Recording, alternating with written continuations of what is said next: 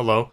Now lots of you know this channel as mysterious, world record-breaking Rickroll randomness, but only a couple of times have I broken the fourth wall and truly revealed things that I've been going through and dealing with throughout this entire time.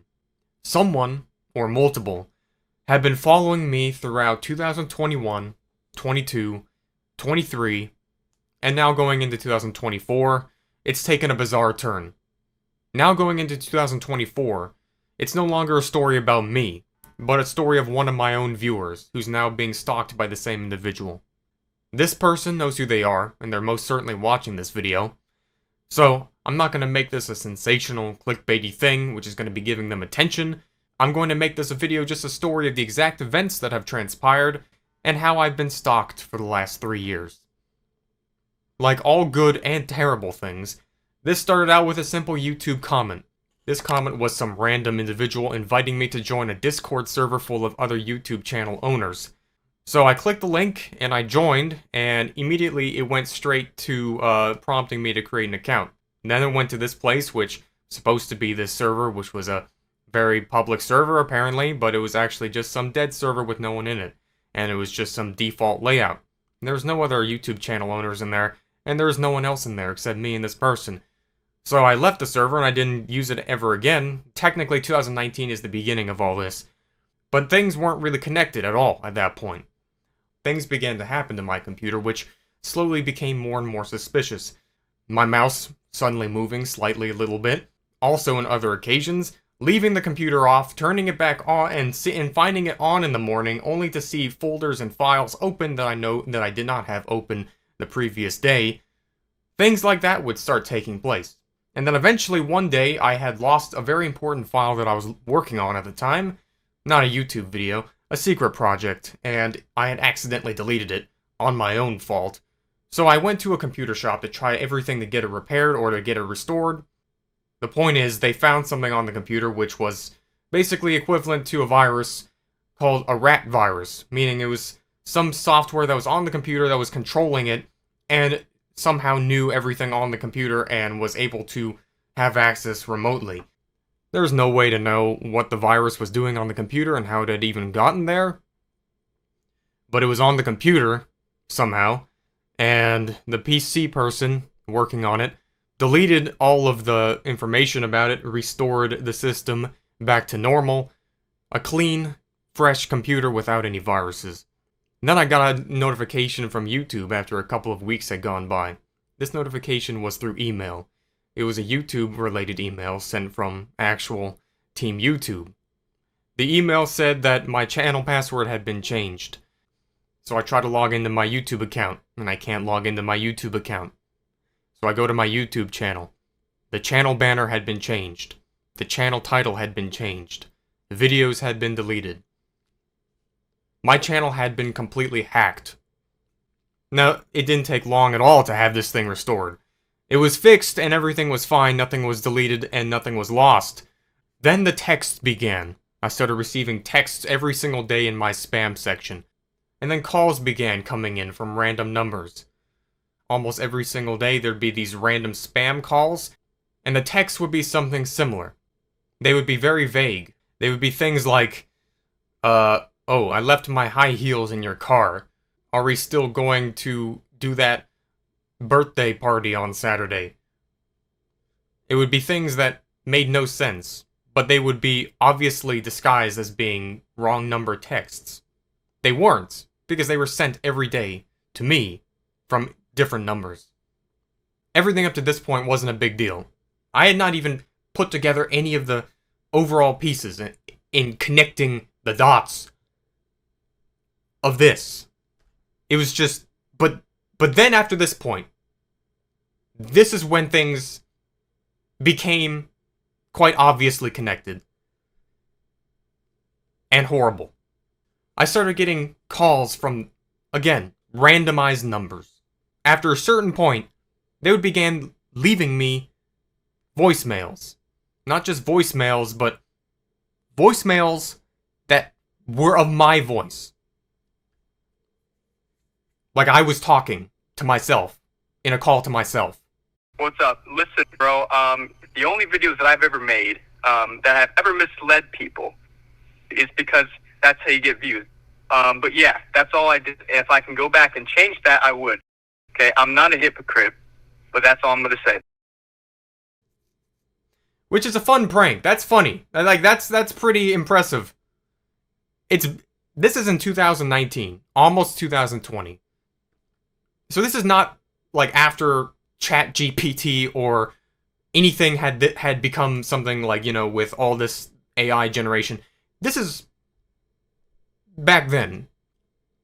But then I got a call from someone who I did know. And they said they had received a voicemail from me, from my number. And the voicemail from me was full of expletives that I'm not even going to show that voicemail because it's just too...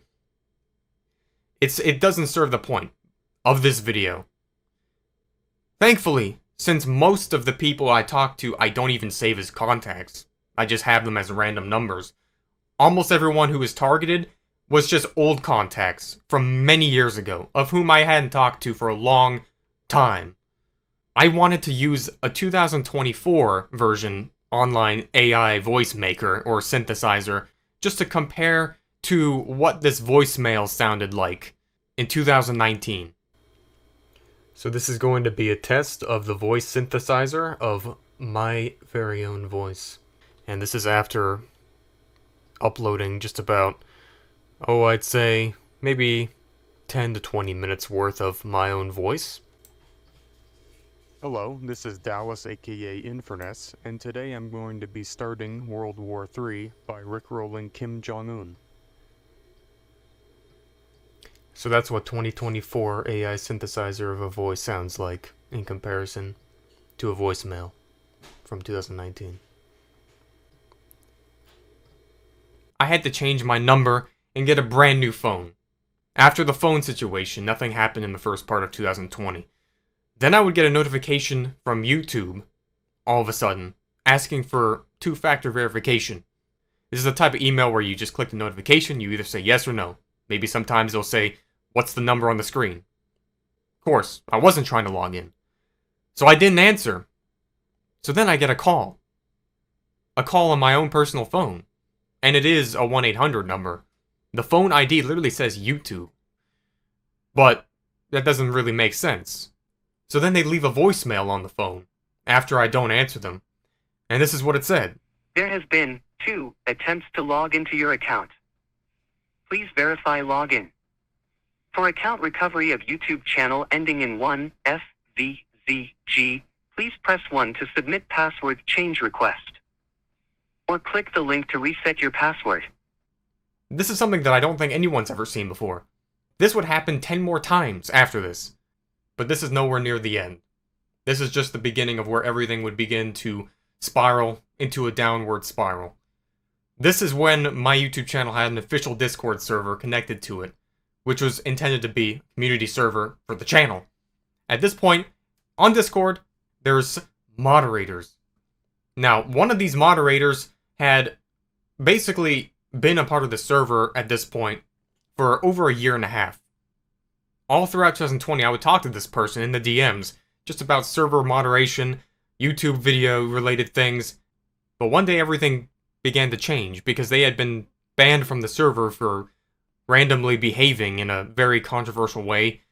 But either way, they ranted to me in the DMs about being banned all of a sudden after they had been a moderator for so long. And they would have a humongous fit about it. And I didn't understand what had even happened. So I looked into this account, and the account username was what it had always been, just some random username. But the number ID behind the account, I looked into it, and was the exact same number ID that was on the original username that had invited me to the original server in that YouTube comment.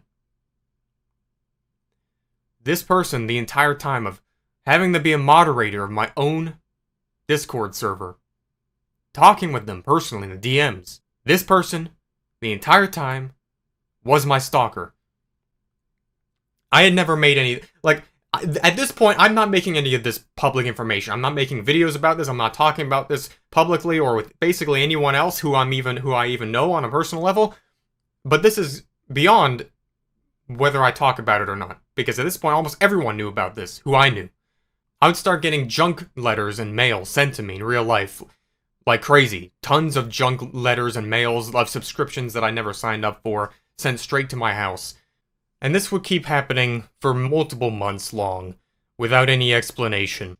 There was one piece of paper in the stack of envelopes that I received that just had a blank piece of paper with one thing written on it, and it just simply said, "What is your full name?" That's it. So, some joke, some mistaked message thing given to me, or something else. But it wasn't anything that I paid attention to. More papers would be sent to me. They would just be handwritten with crayon on blank pieces of normal paper. One of these things had a bunch of letters and numbers in a pattern throughout the entire paper, and it was my car's license plate.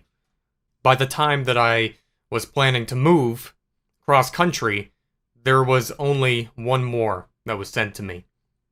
And it was another blank piece of paper that was just slapped right in my inbox, real life mailbox.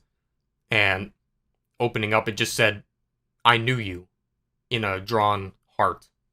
Randomly, one day, 6 months after I had moved across the country, a random envelope was sent to my new place of residence, which was simply an envelope that had a folded picture of a 9th grade camp trip. Now, when I went to this camp trip, an event had happened to me that was also in and of itself very disturbing. In fact, I even made a video talking about it on this channel about 8 years ago. It was a story video. It's very bad. It's a very bad old video. I had no editing or work put into it. The sake of it was just, overall, it was a scary event that happened. This was a picture, most certainly just ripped from some yearbook that I was in. It was just sent to me, just cut out, without any return address or some kind of context added. But that was it. And this was in 2022. So now we're pretty far in. Literally right after this, my roommate and friend, who's appeared on this channel multiple times, had all of his devices and accounts hacked, hijacked. Just for no apparent reason, out of nowhere. We're talking about the time that you got your accounts hacked? What was that about? Yes, my Gmail accounts, yes. Yeah, then they sent me a text, like, as it was, started getting all these emails saying, your password's been changed, freaking out, like, what? How's that possible? So, then I get a text from some number I don't have saved in my phone saying, what do you know about data squirrel? Yeah. I don't know. You want to know? No, I never responded to it. I was just like, what is this? You got it like a text from just some random number, or is it what? It was just some random number, and then it was, because in my mind I thought they were connected. Like, I thought the accounts being hacked, and that message coming through, I thought it was connected in some way. I'm like, first of all, why are you hacking my account, not his? If you're going to access my accounts, why can't you get his and get your own information? Why are you going through me first? Yeah. Wasn't that right before the FBI showed up? Yeah. It was either before or, like, after that happened. That's, like, something that no one, like, believed us when we were, like, talking about it. Yeah, so what happened when they show up? Like, you opened the door to them, didn't you? Yeah, because, somebody was not... You never opened the door for anybody. You had to be the one to open the door. So I looked at the peephole, and there were... Or did I even... I don't even think I looked who it was. I just opened the door, and there were two guys standing there, and they're like, this is the FBI. And I was like, oh, okay. And then I guess you were like hiding behind the wall listening. You were like, so we had some complaints for some video that you put out about like the murder mystery video or something. And I didn't know what they were talking about because I didn't actually watch those videos that you made, so I had no idea what I was like, what are you talking about? Yeah, you don't watch my videos. Yeah, so basically, well, at least back then, but Yeah. So, but they eventually left, and you were like, Levi, you're not supposed to let him in. I was like, why not? Because if they actually find something, they can prosecute us. And then that was right when they asked about like the tape on the doorknob. They're like, We still don't know what that was about. I can't remember if he was walking in when he said that, or when he was leaving he said that. He might have been when he was leaving. He might have, like, Yeah. noticed it when he was coming in, and he asked about it later, like, by the way. Yeah, he was leaving. He was just like, oh, how long has it been there? And I'm just like, maybe like a couple weeks. And they're like, oh, alright, bye. So, Thanks for nothing, John. yeah. So you got hacked, FBI showed up, tape on doorknob. Text message. Yeah. Oh, frick, I gotta look for my old phone so I can give you that picture of that text message. Oh yeah, that would work.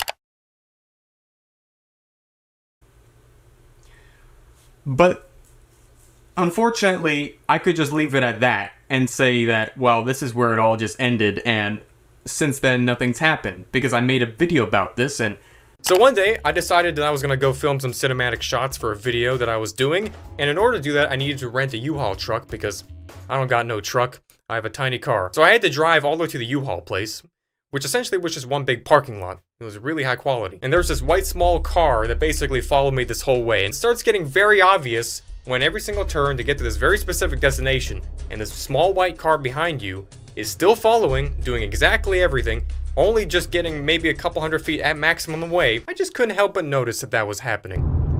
Whee! That guy's following me.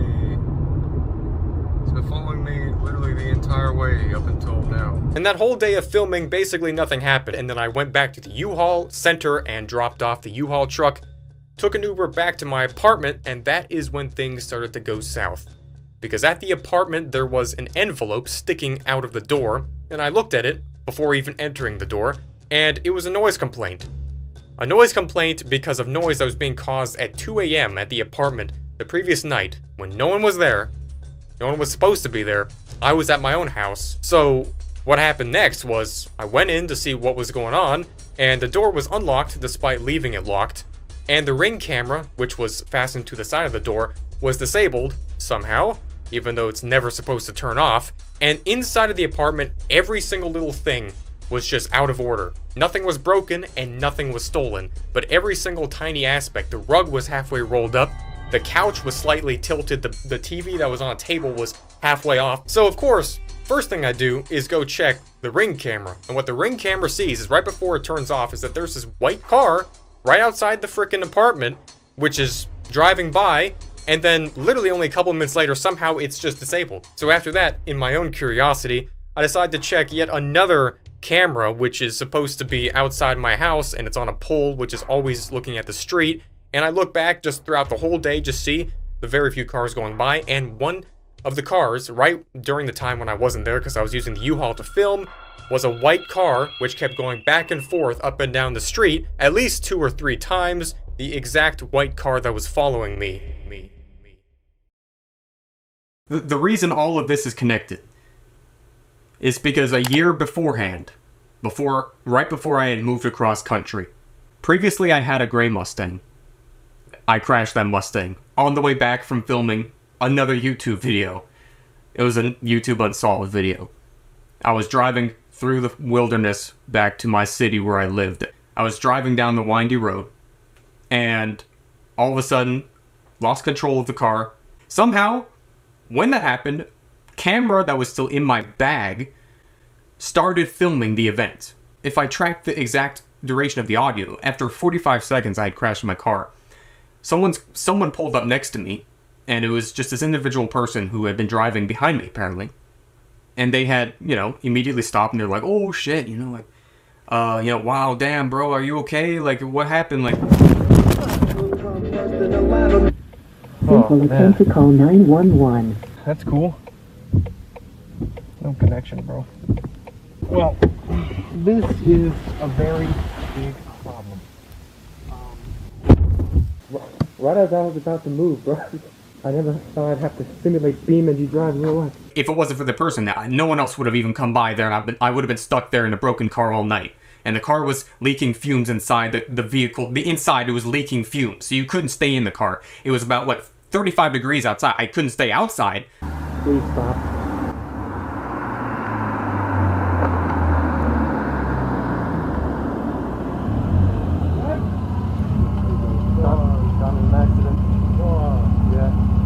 No service, that's the problem. Are you by yourself?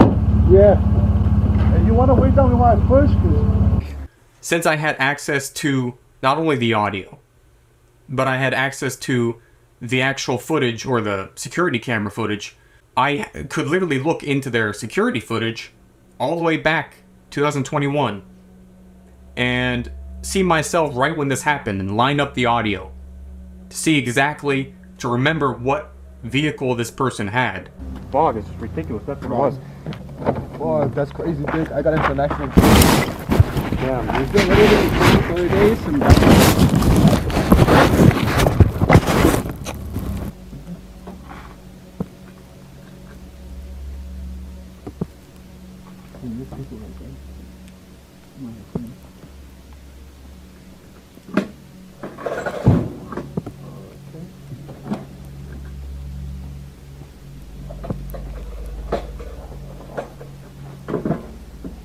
shit doesn't even work. Yeah.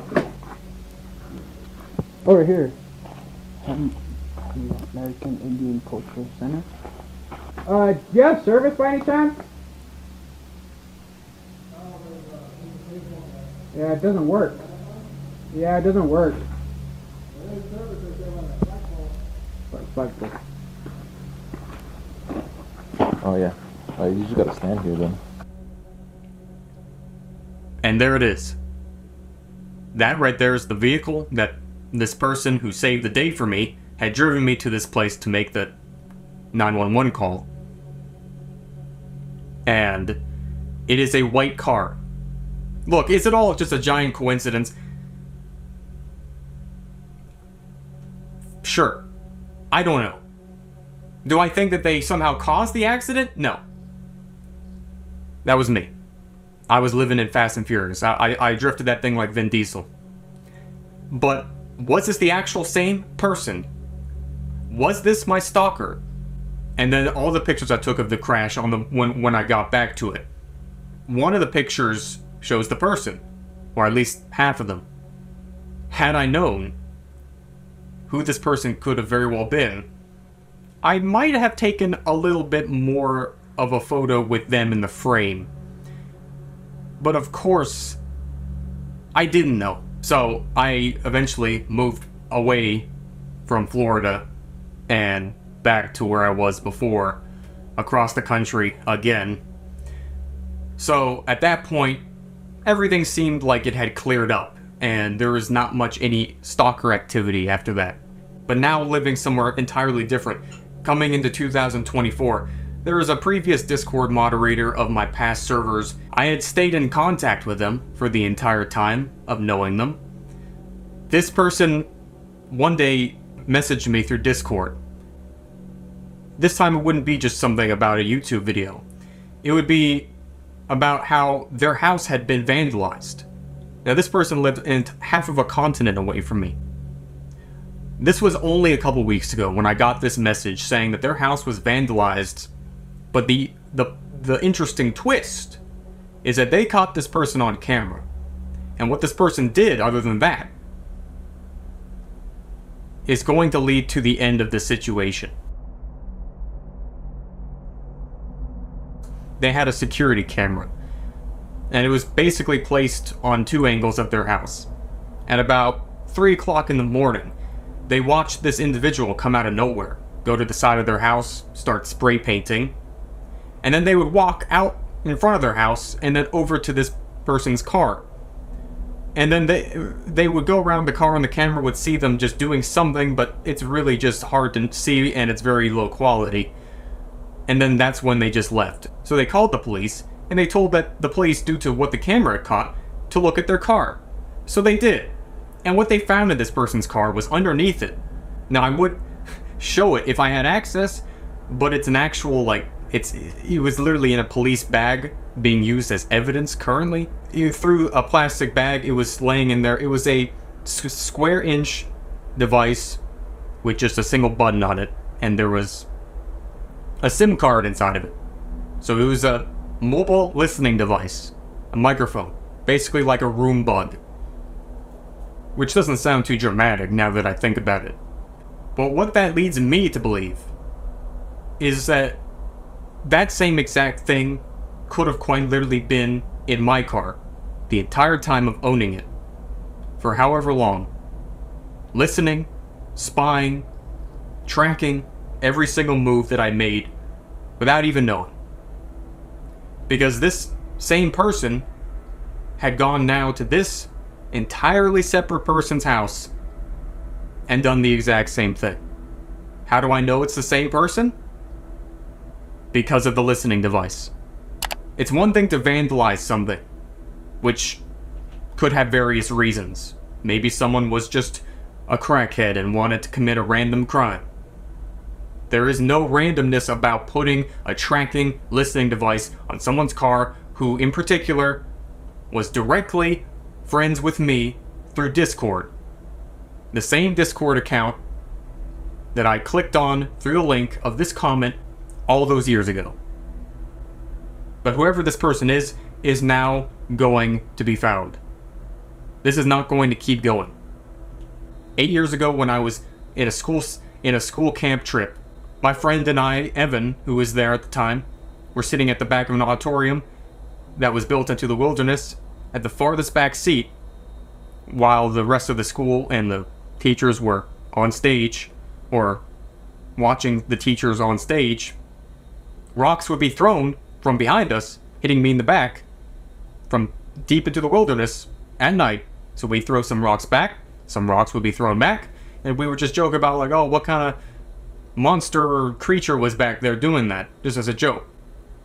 8 years ago, all the way till now, and it's finally coming to an end.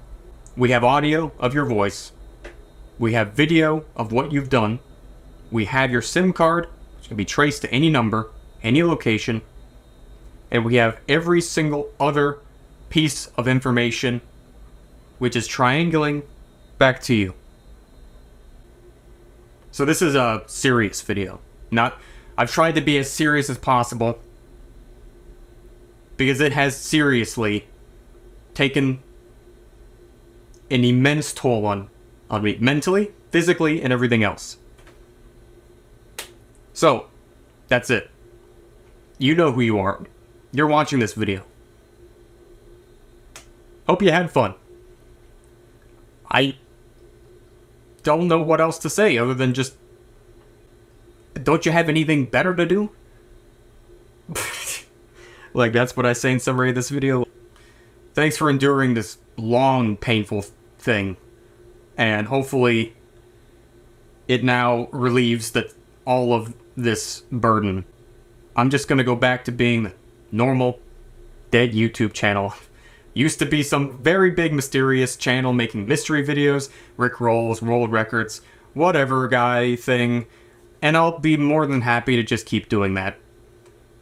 Until then, until the next one, you'll see me then. Have a good day.